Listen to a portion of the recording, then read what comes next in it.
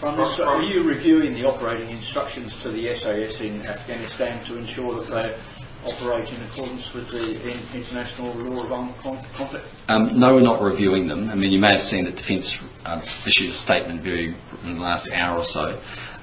Essentially, my understanding is that Defence have confirmed that our SAS have always acted in accordance with the responsibilities that they were required to act under, and that included the way that they have dealt with any detainees they may or may not have had. So in my view, the assertions made in the Metro article by Jon Stephenson were wrong and unfounded. It wouldn't be unheard of for an institution to make assurances about its own behaviour that don't stack up under independent scrutiny.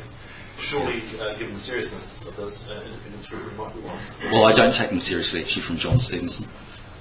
But it doesn't. You're relying on the Defence Force's own assessment, aren't you? Yes, and I think they're accurate.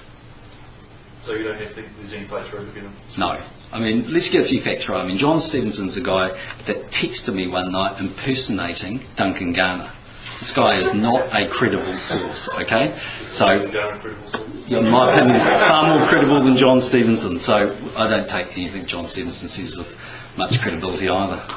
So, Prime Minister, you don't think, We're having quite a day of it, actually, but anyway. Full Government the Greens have taken this quite seriously, Well, they're welcome to, but as far as I'm concerned, there won't be an inquiry into that unless I could see some evidence that would suggest it's warranted. And the Defence Department have had a good look at it. They've got no reason to mislead either me or the New Zealand public, and in my opinion, the statement they've released actually answers the questions raised in that Metro article. They have an institutional interest in saying that they're above board.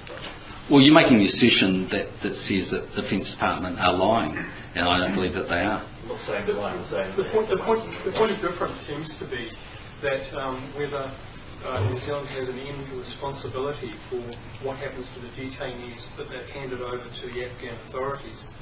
Do you accept that New Zealand does have an end responsibility for the eventual treatment of those persons they hand over? It has some responsibility, and in the instance where they've had a detainee, my understanding is that they've followed the correct procedures.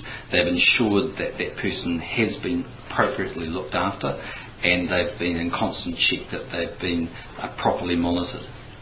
So if there is maltreatment of prisoners we've handed over, that would be ultimately a responsibility of New Zealand? Well, I can't talk about time prior to me being Prime Minister, but in the time that I've been Prime Minister, they are the protocols that we've signed and agreed with the Afghan authorities, and that's the procedures that we have